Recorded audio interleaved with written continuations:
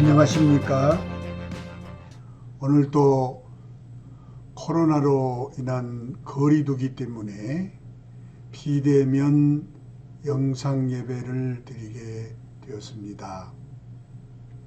지금 우리는 지난 주일에 이어서 오늘 또 율법의 올바른 이해란 제목으로 계속 말씀을 나누려고 합니다.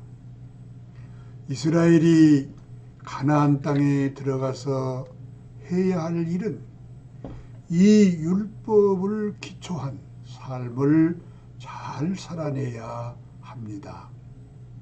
그래야 하나님께서 원하신 큰 나라가 되고 지혜와 지식이 있는 백성이 될 수 있습니다. 그러기 위해서는 먼저 율법에 대한 올바른 이해가 있어야 합니다. 하나님께로부터 율법을 받은 이스라엘은 후에 하나님의 목표에서 빗나간 사람들이 되어버립니다. 왜냐하면 그 율법을 올바로 이해를 하지 못했기 때문입니다. 그 증거가 하나님께서 보낸 예수 그리스도를 십자가로 죽인 것입니다. 그 결과 이스라엘은 하나님께로부터 버림을 받게 되었습니다. 그리고 복음이 이방인에게로 넘어가게 됩니다. 하나님을 섬기고 예수를 믿는다 해도 얼마든지 하나님의 목표에서 빗나갈 수 있습니다. 왜냐하면 하나님을 대적한 마귀가 있어 종교로 끌고 가기 때문입니다. 그래서 예수 믿는 사람들은 특별히 이 율법에 대한 올바른 이해가 있어야 합니다. 우리는 지난 시간에 율법에 대해서 세 가지로 말씀을 나누었습니다. 첫째, 모세는 하나님이 지금 선포하고자 한 이 율법은 위대한 하나님의 말씀이고 역사적 사실임을 말씀하였습니다. 둘째, 하나님께서 그 언약을 맺을 때 지금 살아있는 사람들과 맺은 영원한 하나님의 언약임을 말씀하였고, 세 번째, 그런 율법을 주신 여호와 하나님을 알고 믿어야 한다는 말씀을 나누었습니다. 오늘은 네 번째로 율법의 기초가 된 십계명을 구체적으로 선포하고 있습니다. 하나님 말씀을 보겠습니다. 신명기 5장 7절에서 21절 말씀입니다. 제가 읽어드리겠습니다. 나 외에는 다른 신들을 내게 두지 말지니라. 너는 자기를 위하여 새긴 우상을 만들지 말고 위로 하늘에 있는 것이나 아래로 땅에 있는 것이나 땅 밑 물속에 있는 것에 어떤 형상도 만들지 말며 그것들에게 절하지 말며 그것들을 섬기지 말라. 나 내 하나님 여호와는 질투하는 하나님인즉 나를 미워하는 자의 죄를 갚되 아버지로부터 아들에게로 3, 4대까지 이르게 하거니와 나를 사랑하고 내 계명을 지키는 자에게는 1000대까지 은혜를 베푸느니라. 너는 내 하나님 여호와의 이름을 망령되 일컫지 말라. 나 여호와는 내 이름을 망령되 일컫는 자를 죄 없는 줄로 인정하지 아니하리라. 내 하나님 여호와가 내게 명령한 대로 안식일을 지켜 거룩하게 하라.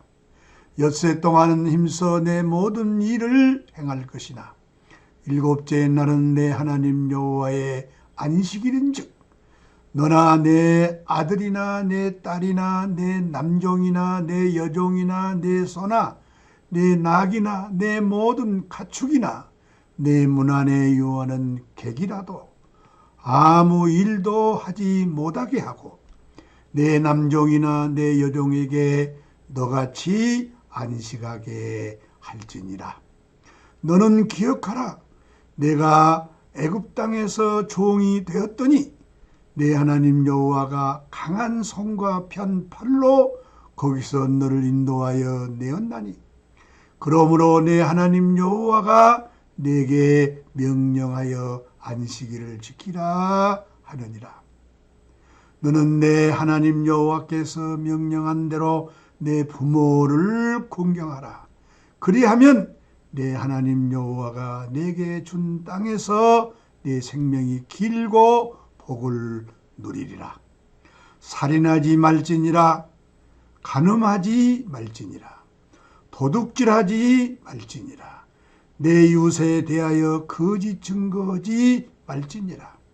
내 이웃의 아내를 탐내지 말지니라. 내 이웃의 집이나 그의 밭이나 그의 남종이나 그의 여종이나 그의 소나 그의 낙이나 네 이웃의 모든 소유를 탐내지 말지니라. 아멘. 이 말씀은 모세가 율법의 기초가 된 10가지 계명을 선포한 내용의 말씀입니다. 그런데 모세는 신명기 4장 44절로 26장 19절에서 율법을 다시 말씀할 때 여러 가지 말로 표현을 합니다. 명령이다, 언약이다, 증언이다, 규례다, 율례다, 법도다, 이런 말로 표현을 합니다. 그래서 이 모든 말의 표현의 기초는 10가지 계명으로 된 율법입니다. 그런데 왜 하나님께서는 10가지 계명으로 율법의 기초를 삼으셨는가 하는 것입니다. 9개도 아니고 11개도 아닌 10가지로 율법의 기초를 삼으셨는가 하는 것입니다. 이것은 하나님의 마음이 조금도 부족함이 없이 만족하게 표현되어 있음을 보여주신 것입니다. 율법의 목적은 하나님의 마음을 알리고 그 마음을 백성들로 하여금 가지게 하려는 데 있습니다. 성경에서 10이란 숫자의 의미는 만수 또는 만족하다라는 의미로 쓰인 말입니다. 예를 들어 컵에 물이 가득 찼다는 그런 의미입니다. 하나님의 마음이 그 10가지 계명 안에 만족하게 담겨 있다는 의미입니다.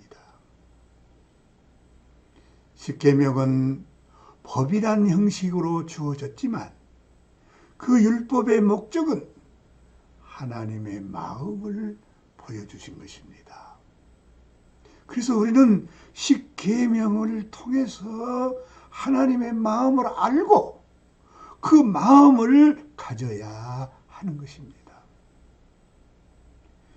왜 선택을 받은 이스라엘은 하나님의 목적에서 빗나가게 되었는가? 그것은 율법을 법으로만 알고 그 법을 지키려고 하다가 실패한 것입니다. 하나님의 마음을 알고 그 마음을 가지지 못했기 때문입니다. 그래서 이스라엘은 결국 실패하게 된 것입니다. 십계명은 하나님의 마음을 알리고 그 마음을 가지게 하려는 것이었습니다. 그래서 십계명으로 율법의 기초가 되었다는 것을 우리는 기억해야 하겠습니다. 그 십계명은 다음과 같습니다. 첫째 계명입니다. 오늘 본문 7절에 보면 나 외에는 다른 신들을 내게 두지 말지니라 하였습니다.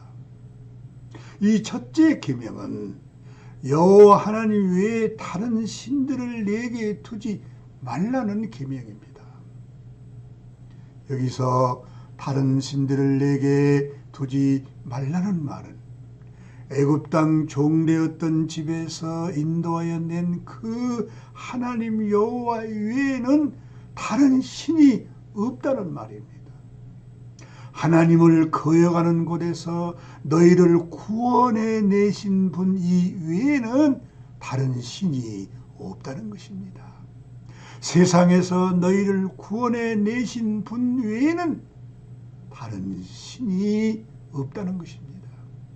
하나님께서는 목적이 있어서 너희를 애굽 땅 종되었던 집에서 구원해 낸 하나님 외에 다른 신을 두어서는 안 된다는 것입니다. 사실 따지고 보면 다른 신들은 없는 것입니다. 여호와 하나님만 유일한 신이십니다.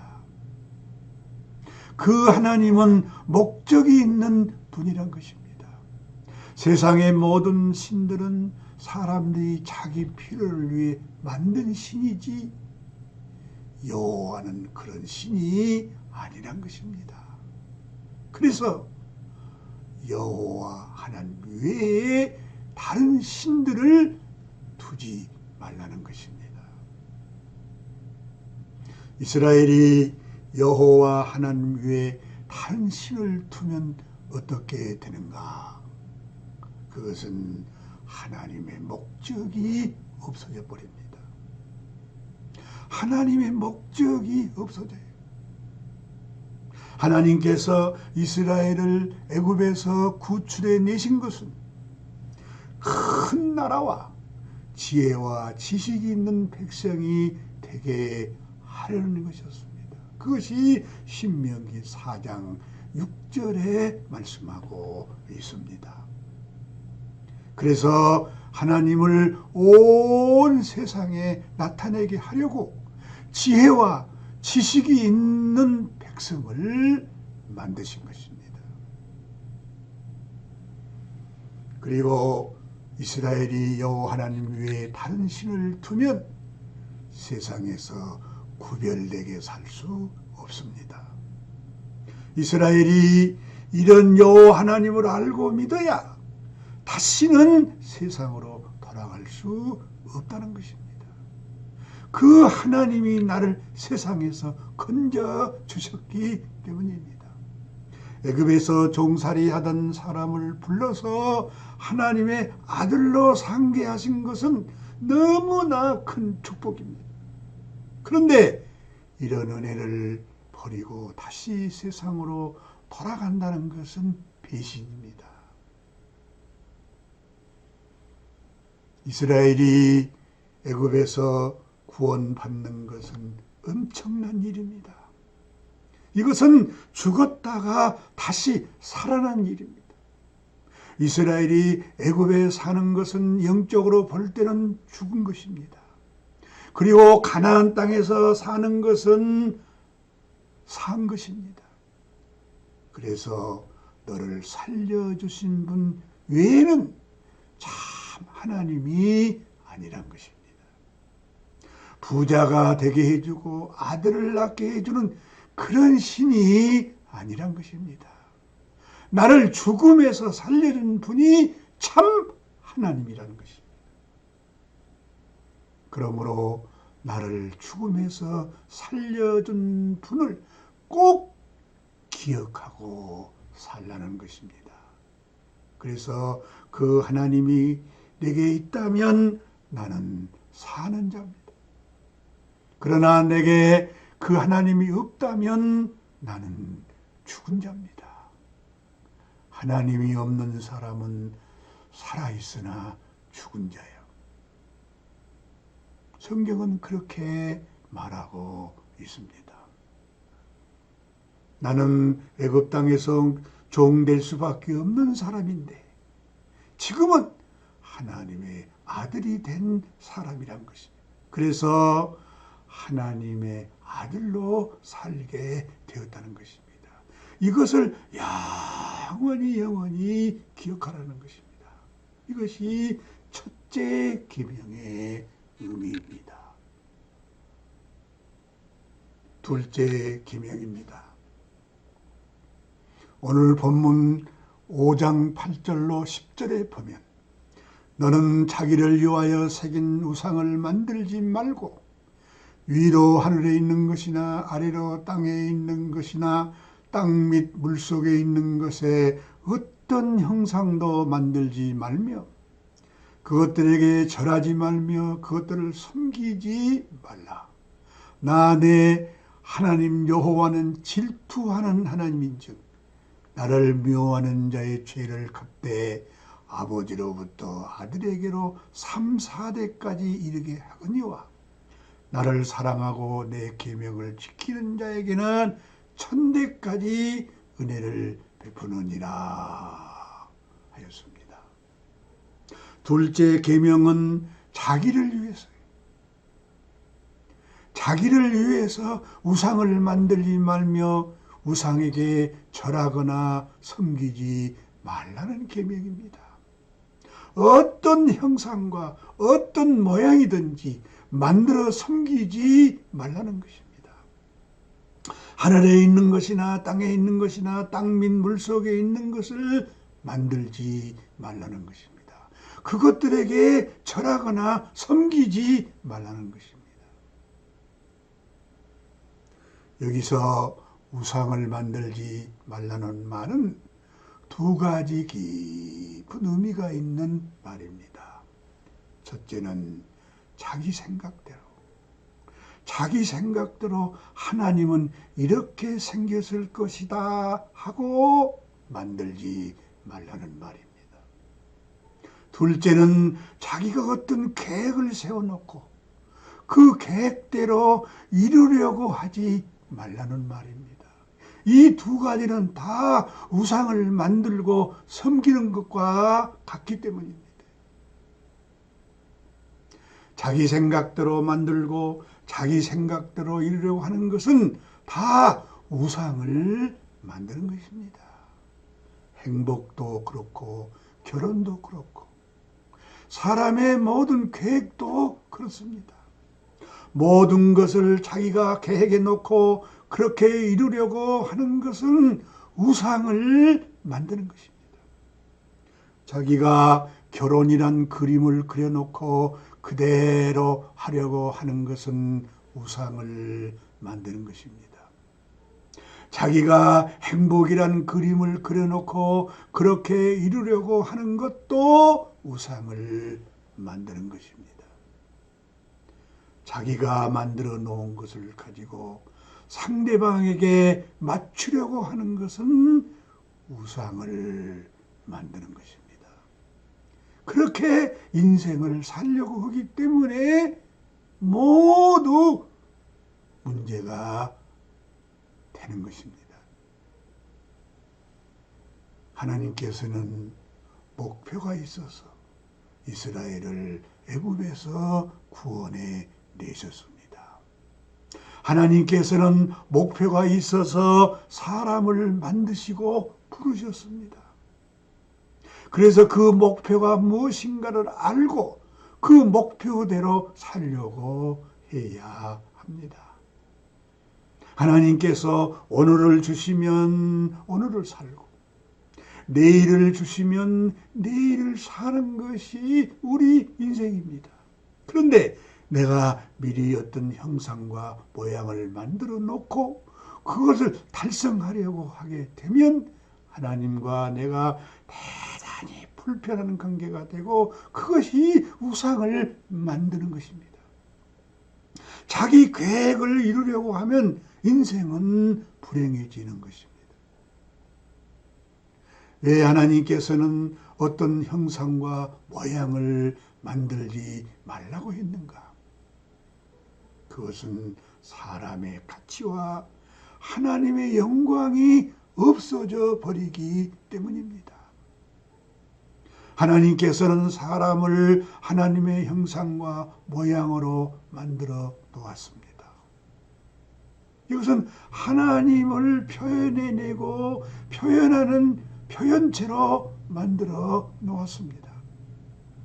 그래서 사람을 보고 하나님을 알고 만나고 누려져야 합니다.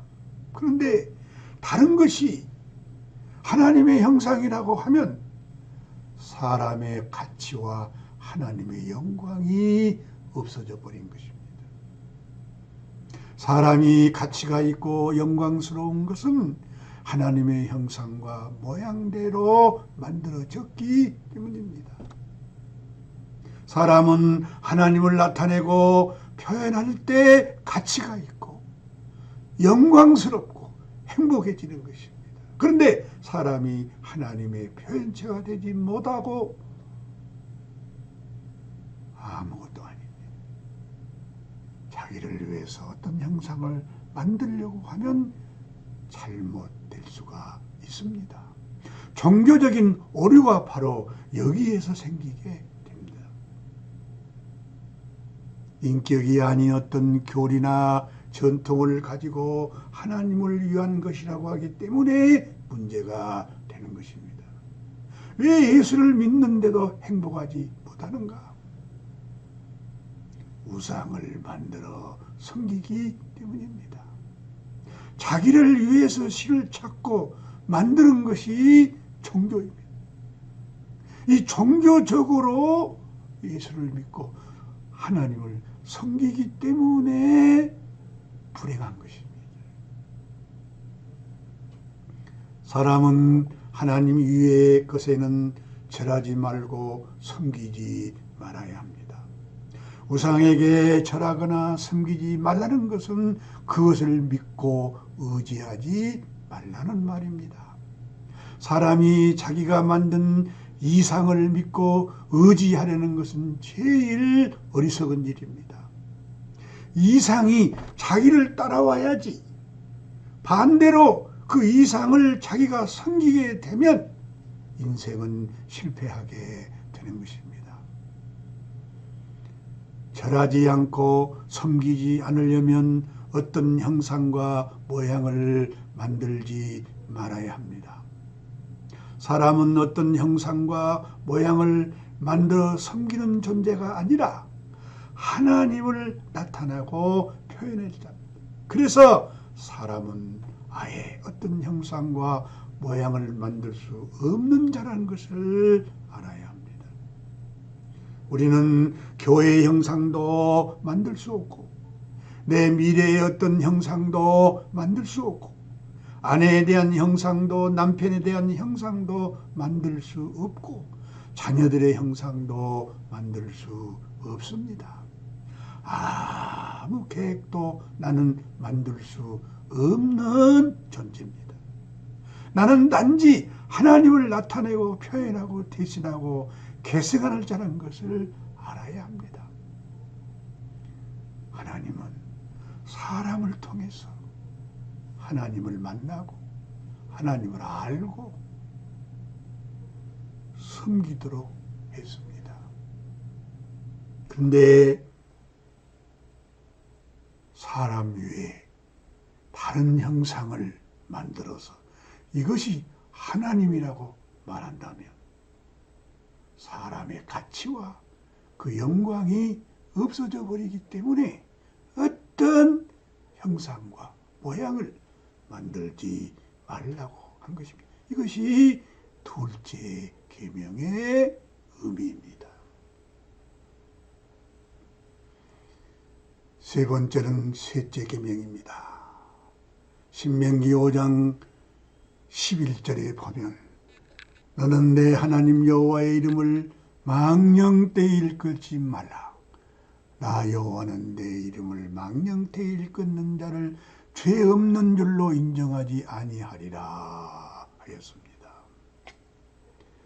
셋째 계명은 하나님의 이름을 망령되이 일컫지 말라는 계명입니다. 여기서 망령되이 일컫지 말라는 말은 하나님을 함부로 부르거나 무시하지 말라는 것입니다.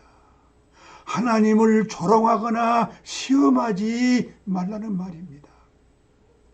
나를 애굽 땅 종되었던 집에서 인도하여 내신 분이기 때문에 함부로 무시되어서는 안 된다는 말입니다. 내 생명을 구원하신 분이기 때문에 함부로 하나님을 부르거나 무시하지 말라는 것입니다. 그래서 이스라엘은 하나님의 이름을 잃어버릴 뻔했습니다. 성경을 읽을 때나 성경을 기록할 때 여호와라는 이름이 나오면 붓을 놓고 목욕을 하고 와서 읽고 기록을 했다는 것입니다. 왜냐하면 하나님의 이름을 함부로 부르면 안 되기 때문이었습니다. 그렇게 이스라엘은 하나님의 이름을 존귀하게 여겼던 것입니다.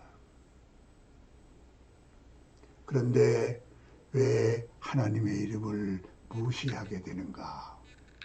그것은 여러 가지 이유가 있겠지만 근본적으로는 생명을 모르기 때문입니다.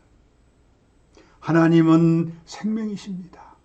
그리고 그 생명을 인류에게 주시는 분이십니다. 그래서 생명은 천하보다 더 소중하고 귀한 것입니다. 사람에게 있어서 생명보다 더 귀하고 소중한 것은 없습니다. 그런데 생명은 사람 속에 있어 보이지 않기 때문에 잘 몰라서 소중하게 생각하지 않습니다. 사람이 이 생명을 안다는 것이 하나님을 아는 것입니다. 예수 믿는 사람들이 하나님의 목적에서 빗나간 것은 생명을 모르기 때문입니다. 나도 과거 32년 동안 목회가 힘들었던 것은 이 생명을 몰랐기 때문입니다. 지식에 매몰되어서 옳으냐 그르냐 따졌습니다. 이건 생명을 몰랐던 것입니다. 성경은 배부르지 못할 것을 위해서 은을 달아주지 말라는 말씀이 있습니다. 이사야 55장 2절에 말씀하고 있습니다. 사람은 하나님의 생명이 풍성해질 때 배부르고 만족해지는 것입니다. 그래서 그 생명을 살리지 못할 것을 위해서 은을 달아주지 말라는 것입니다. 생명을 살리지 못할 것을 위해서 은을 달아주는 것이 하나님을 망령되이 일컫는 것입니다. 가장 귀한 생명을 위해 살지 않는 것이 하나님을 무시하는 것입니다. 하나님과 사람의 관계는 생명관계입니다. 세상에 무엇을 얻기 위해서 하나님을 섬기는 것이 아닙니다. 예수를 믿는다는 것이 무엇인가? 하나님의 생명을 얻는다는 말입니다. 예수는 우리에게 생명을 주고 더 풍성하게 하려고 오셨습니다. 그래서 그 생명을 위해 살지 않고 세상 것을 위해 사는 것이 하나님을 무시하는 것입니다. 사람이 생명을 모르기 때문에 하나님의 이름을 무시하는 것입니다. 하나님의 이름을 무시하면 자신이 무시되어 버리고 마는 것입니다. 자신의 가치가 없어져 버리는 것입니다. 참 사람이 안 되기 때문입니다. 나를 애굽 땅 종되었던 곳에서 구원해 내신 분을 무시하면 나는 무엇이 되겠는가? 그는 다시 애굽 땅으로 내려가 종으로 살 수밖에 없습니다. 그것은 내가 사는 길이 아니라 망하는 길이라는 것을 알아야 합니다. 우리가 하나님을 무시하면 우리 자신이 망하는 것입니다. 하나님께서 당신을 표현하기 위해서 사람을 만들었습니다. 그래서 사람은 하나님을 표현할 때 가치가 있고 행복합니다. 사람은 밭과 똑같습니다. 밭은 농부가 씨를 심는 대로 그 열매를 냅니다. 콩을 심으면 콩의 열매를 맺습니다. 밀을 심으면 밀이 나옵니다. 마찬가지로 사람에게 하나님의 생명을 심으면 하나님을 나타내게 됩니다. 농부는 농사를 지어서 소출을 얻는 것이 목적입니다. 그래서 그 목적 안에서 흙을 보면 흙은 좋은 것입니다. 하나님도 사람에게 당신의 생명을 심어서 당신의 형상을 드러내기를 원하십니다. 이것이 사람이 할 일입니다. 그런데 사람이 하나님의 이름을 망령되게 하면 되겠는가? 하나님께서는 사람을 볼 때 언제나 당신의 목적 안에서 보십니다. 그래서 하나님은 사람을 지으시고 보시기에 심히 좋았다고 했습니다. 하나님이 보시기에 심히 좋았다는 말은 하나님을 나타낼 자로 보았다는 말입니다. 이것이 사람을 지은 하나님의 목적입니다. 그래서 사람은 하나님의 목적에 합당한 삶을 살아야 합니다. 그것이 하나님의 이름을 높이는 것입니다. 하나님의 이름을 자랑하는 것입니다. 나의 나된 것은 하나님의 은혜라고 하나님을 나타내고 하나님을 자랑해야 합니다. 간증을 해야 합니다. 하나님을 자랑해야 하는 것입니다. 세상에서 가장 행복한 사람은 누구인가? 하나님의 이름을 자랑하고 높이는 사람입니다. 세상에서 가장 존귀한 자랑은 어떤 것인가? 하나님의 이름을 자랑하는 것입니다. 세상에서 가장 높은 것은 무엇인가? 하나님의 이름을 높이는 것입니다. 그래서 하나님의 이름을 함부로 무시하는 것은 죄요, 불행한 것입니다. 이것이 셋째 계명의 의미입니다. 넷째 계명입니다. 오늘 본문 5장 12절로 15절에 보면 내 하나님 여호와가 내게 명한 대로 안식일을 지켜 거룩하게 하라.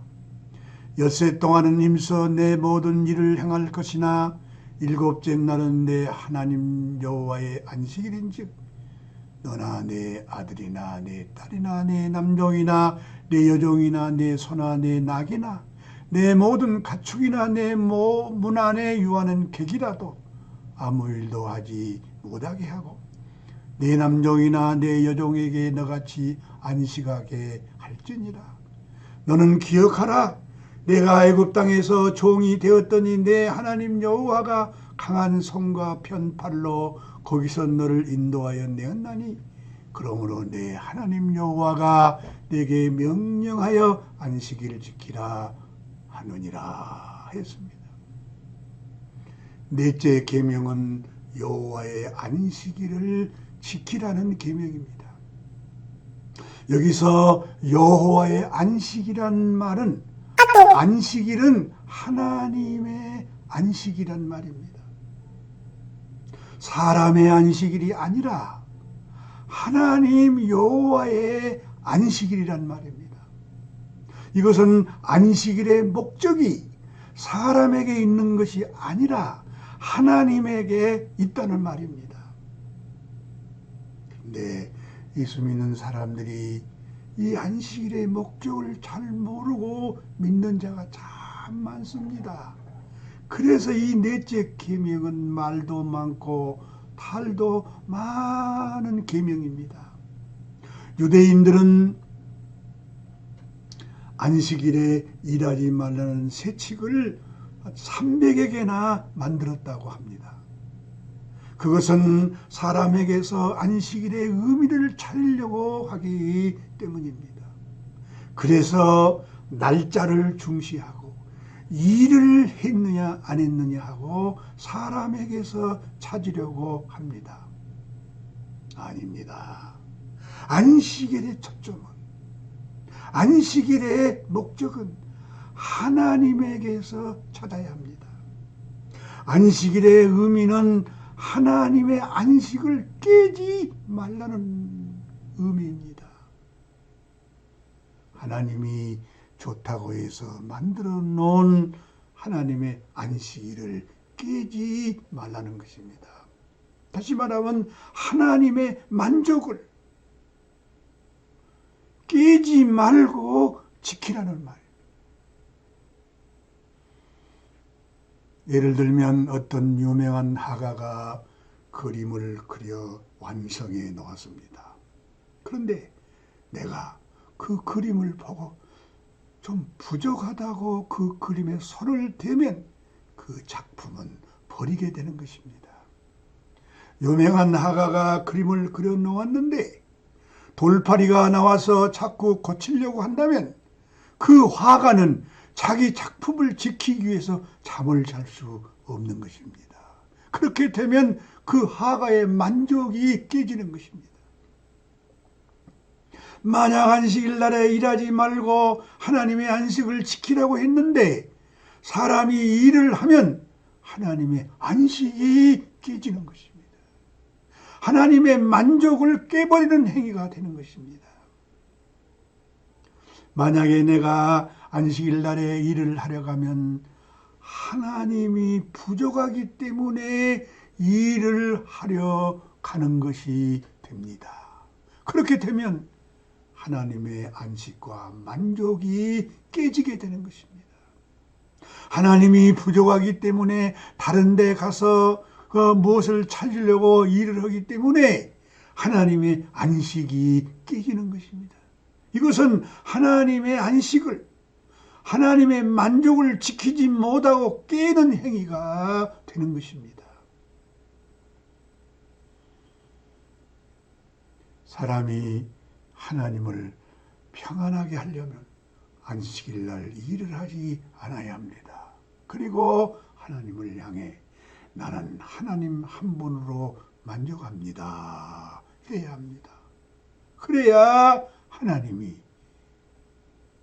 안식을 하시게 되고 그 안식일을 지키는 것이 되는 것입니다.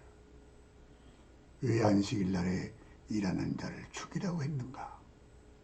십계명 가운데 어느 계명도 사형에 해당하는 계명은 없습니다. 살인하지 말라고 했지만 살인한 사람을 죽이라는 법도는 붙어 있지 않습니다.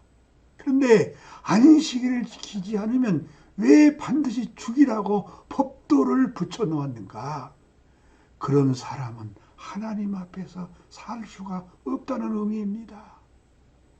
이것은 안식일 날이나 일이 중요하다는 말이 아닙니다. 문제는 하나님의 안식을 깨는 것이 중요한 문제란 것입니다. 안식일을 지키란 말은 하나님의 안식을 깨지 말고 하나님의 안식을 지키라는 말이에요. 안식일은 하나님의 위대한 작품입니다. 그런데 그 안식을 지키지 못하고 깨버리면 나는 죽을 수밖에 없는 것입니다. 하나님이 완전하게 만들어 놓은 안식일을 내가 부족하다고 그날 자기를 위해 일을 한다면 하나님이 부족하다고 생각하기 때문에 그 사람은 하나님과 함께 살 수 없다는 것입니다. 이것이 안식일의 중요한 의미입니다. 이스라엘의 많은 사람들이 이 계명 때문에 순교를 당했습니다. 그리고 기독교 역사 속에서도 그런 사람이 있었습니다. 그런데 하나님의 만족을 지키는 사람이 되었다면, 하나님의 만족을 지키는 사람이 되었다면 천하보다 더 귀한 생명을 버리지 않았을 것입니다. 그래서 율법을 잘못 이해하면 하나님의 목표에서 빗나가게 되는 것입니다. 아무리 열심히 하나님을 섬긴다 해도 율법의 이해가 부족하게 되면 하나님의 목표에서 빗나가 버리게 되는 것입니다. 하나님의 계명이기 때문에 목숨 걸고 지켜야 된다고 주장하지 말고 하나님의 만족을 사수하는 사람이 되어야 합니다. 우리는 죽기까지 하나님의 안식을 사수해야 합니다. 계명을 지키려고 하지 말고 하나님의 그 만족을 깨지 말고 지켜야 하는 것입니다. 계명이기 때문이 아니라 하나님의 안식을 깨지 말고 지켜야 한다는 것을 알아야 합니다. 이것이 안식일의 진정한 의미입니다. 다섯째 계명입니다. 오늘 본문 5장 16절에 보면 너는 내 하나님 여호와께서 명령한 대로 내 부모를 공경하라. 그리하면 내 하나님 여호와가 내게 준 땅에서 내 생명이 길고 복을 누리리라 하였습니다. 다섯째 계명은 부모를 공경하라는 계명입니다. 1계명부터 4계명은 하나님과 관계된 계명이었습니다. 하나님께서 사람과 정상적인 관계를 갖기를 원한다는 것입니다. 그것이 1계명부터 4계명이었습니다. 그리고 5계명부터 10계명은 사람과의 관계된 계명입니다. 하나님께서는 사람과 사람이 정상적인 관계를 갖기를 원하십니다. 그 첫 번째가 부모와의 관계입니다. 부모와의 관계는 공경하는 관계가 되어야 한다는 것입니다. 왜 부모를 공경하라고 했는가? 부모는 자신의 근본이기 때문입니다. 그래서 제5계명은 근본을 아는 사람이 되라는 계명입니다. 근본을 알고 그 근본을 인정하는 사람이 되라는 것입니다. 그 근본을 인정한 사람이 곧 하나님을 인정할 수 있는 사람이 될 수 있기 때문입니다. 하나님께서는 우리의 부모를 통해서 하나님을 보여주십니다. 하나님은 영이십니다. 순수한 영이시기 때문에 사람의 눈에 보이지 않습니다. 그래서 하나님께서는 그 부모를 통해서 하나님을 보여주십니다. 부모가 자신의 근본이듯이 하나님이 그 부모의 근본이라는 것입니다. 계속 따지고 올라가면 하나님이 인간의 근원이십니다. 그래서 부모를 공경하라고 계명으로 주었습니다. 공경이란 말은 아버지를 자기보다 높은 위치에 모신다는 말입니다. 이 공경이라는 말은 그 부모를 자기보다 더 높은 위치에 모신다는 말입니다. 그렇습니다. 부모는 나보다 높으신 분입니다. 그 부모가 아무리 자기보다 배우지 못했어도 자기 아래에 둘 수 없습니다. 세상의 그 무엇으로도 그 위치를 바꿀 수 없습니다. 부모는 나보다 높은 위치에 모실 뿐입니다. 불효가 무엇인가? 불효는 자기보다 못하게 여기는 것이 불효입니다.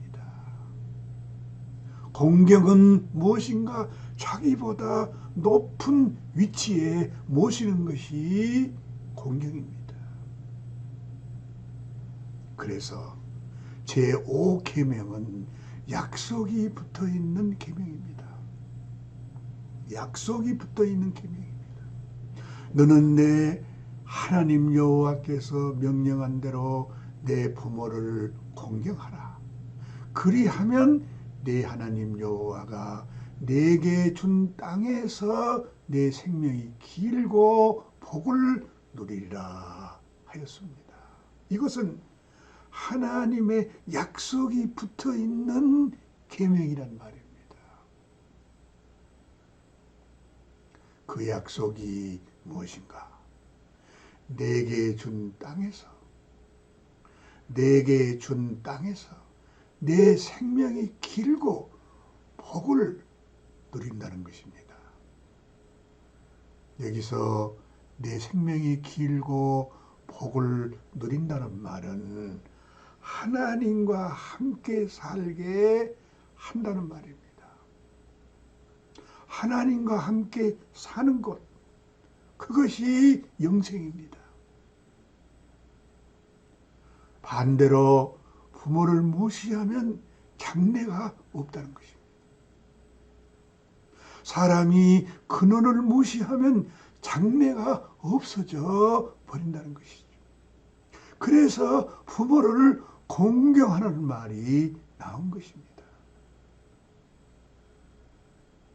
사람이 하나님과 함께 사는 것이 인간의 근본입니다. 그렇게 하려고 하나님께서는 사람을 하나님의 형상과 모양으로 지은 것입니다. 목숨이 오래 산다는 말이 아닙니다. 하나님과 함께 산다는 것입니다. 이것이 영생한다는 말입니다. 영원한 생명을 누리는 형상이 된다는 것입니다. 이것이 제5계명의 깊은 의미입니다.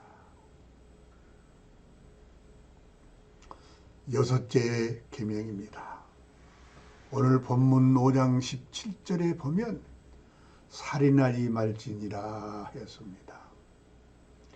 여섯째 계명은 살인하지 말라는 계명입니다. 여기서 살인이라는 말은 사람과 함께하지 못한 것을 말합니다. 더 나아가서 하나님과 함께하지 못한 것을 말합니다. 분리하고 분열하는 것이 사실상 살인입니다. 사람을 죽이는 것입니다. 그래서 하나님의 일은 생명의 일입니다. 사람을 살리는 것이 하나님의 일입니다. 왜냐? 하나님은 생명이시기 때문입니다. 왜 살인하지 말라고 했는가? 생명은 하나님께 속한 것이기 때문입니다. 그래서 살인하는 것은 바로 하나님의 생명을 버리는 것입니다. 연합하지 못한 것입니다. 하나님이 창조하신 그 생명을 말살하면 하나님 앞에서나 사람 앞에서 반드시 없어져야 할 사람이라는 것을 말하고 있는 것입니다. 관계가 끊어진다는 것입니다. 이것이 여섯째 계명입니다. 일곱째 계명입니다. 오늘 본문 5장 18절에 보면 간음하지 말지니라 했습니다. 일곱째 계명은 간음하지 말라는 계명입니다. 왜 간음하지 말라고 했는가? 자기의 인격이 파괴되기 때문입니다. 하나님은 당신의 생명을 사람에게 주어서 인격이 되게 하십니다. 인격이란 무엇이냐? 참 사람이라는 말입니다. 참 사람이라는 말은 하나님의 생명을 가진 사람, 이 사람을 인격이라고 말합니다. 그런데 간음하게 되면 하나님을 위해서 주신 그 인격이 파괴되기 때문입니다. 하나님을 나타내고 표현할 수 없는 사람이 되어버리기 때문입니다. 사람에게 인격이 중요한 것입니다. 하나님은 사람의 인격의 바탕 위에 하나님이 거할 집을 짓습니다. 그런데 그 인격이 잘못되면, 그 인격이 파괴되면 하나님의 집을 지을 수 없습니다. 하나님이 함께 할 수 없기 때문입니다. 그래서 간음의 행위는 인격이 파괴돼요. 하나님이 쓰실 정상적인 사람이 될 수 없다는 것입니다. 하나님은 인격을 원하십니다.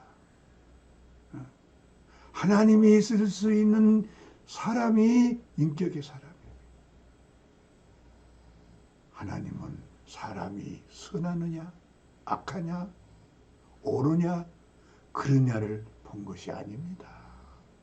하나님을 나타낼 수 있는 그 인격을 보십니다. 인격이 있느냐, 없느냐, 이걸 보십니다. 그래서 인격을 파괴하는 일을 절대로 하지 말라는 것입니다. 그것이 일곱째 계명입니다. 다음은 여덟째 계명입니다. 오늘 본문 5장 19절에 보면 도둑질하지 말지니라 하였습니다. 여덟째 계명은 남의 것을 훔치거나 빼앗지 말라는 계명입니다. 자기가 노력해서 얻지 않고 남의 것을 훔치거나 빼앗은 것은 다른 사람의 수고를 무시한 것입니다. 그런 사람은 사람과의 관계를 가질 수가 없습니다.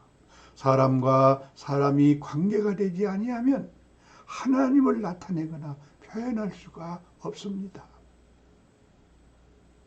내가 남의 것을 가르치려고 하면 어떻게 하나님을 줄 수 있겠는가?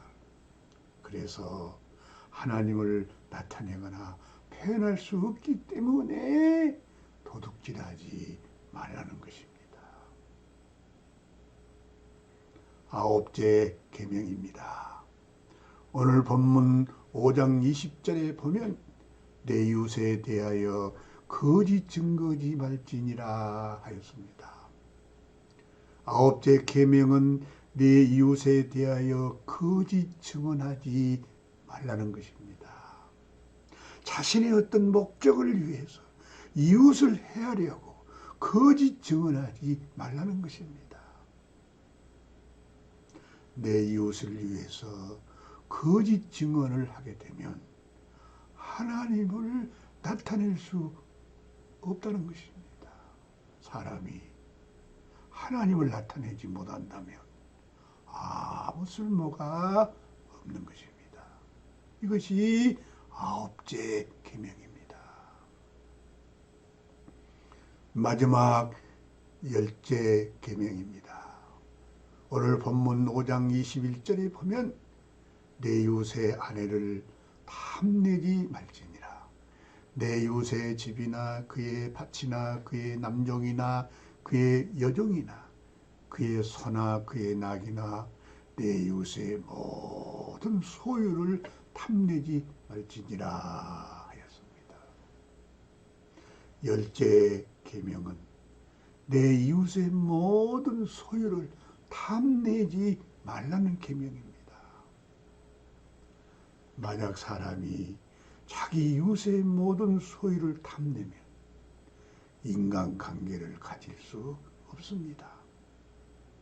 이런 사람들은 인간관계가 연합으로 건축될 수가 없습니다. 그래서 교회가 될 수 없고 더 나아가서 하나님 나라가 될 수 없습니다. 그렇게 되면 하나님을 나타내거나 표현할 수 없습니다. 사람이 하나님을 나타내거나 표현할 수 없다면 아무 가치가 없는 것입니다. 정상적인 사람에게서 정상적인 하나님이 나타납니다. 그런데 남의 것을 탐내는 사람에게서 정상적인 하나님이 나올 수 없습니다. 사람은 하나님을 주는 사람이 되어야 됩니다. 하나님은 사람을 통해서 다른 사람에게 하나님을 주게 하셨습니다. 이것이 하나님의 일입니다. 하나님의 생명을 또 다른 사람에게 계승해서 재생산을 해야 합니다. 그러기 위해서는 내 이웃을 사랑할 수 있어야 합니다. 그래서 내 이웃의 모든 소유를 탐내지 말라고 계명을 주신 것입니다. 율법의 기초인 10가지 계명은 하나님의 마음을 알게 하고 그 마음을 가지게 하기 위해서 주어졌습니다. 우리는 10계명을 지키려고만 하지 말고 하나님의 마음을 알고 그 마음을 가져야 합니다. 그 10계명 안에 들어있는 그 하나님의 마음을 알아야 합니다. 그리고 그 마음을 우리가 가지도록 해야 합니다. 그래서 이 계명을 지킬 수 있는 사람이 될 수 있습니다. 오늘은 여기서 마치겠습니다. 안녕히 계십시오.